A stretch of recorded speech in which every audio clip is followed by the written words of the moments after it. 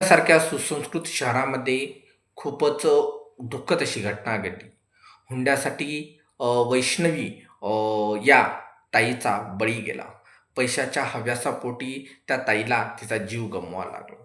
खरं पाहायला गेलं तर जेव्हा त्यांनी तिच्या कुटुंबियांनी गौतमी पाटील या एका महिलेला बैलासमोर नाचवलं होतं.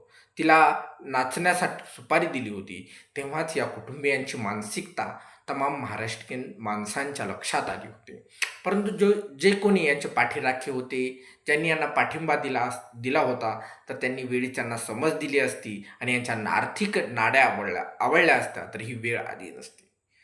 यांचा हा पैशाचा माज वाढला, त्यांची लालसा वाढत गेली आणि त्यांनी या बिचाऱ्या ताईसाठी पैशाची मागणी करू लागले आणि या बिचारीने आपलं जीवन संपवलं. यांची हवस इतकी वाढली, की त्यांनी एका आईला लेकरापासून तोडलं. ते आज वैष्णवी ताईचं लेकरू तिच्या आईच्या प्रेमासाठी मुकेल, ते फक्त पैशासाठी.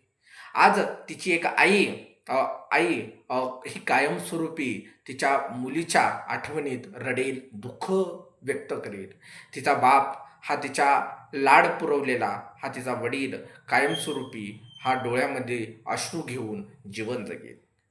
तो तिचा भाऊ कायमस्वरूपी आणि सतत अ, हातामध्ये राखी जेव्हा कुणाच्या दिसेल, तेव्हा त्याला त्याची ताई आठवेल.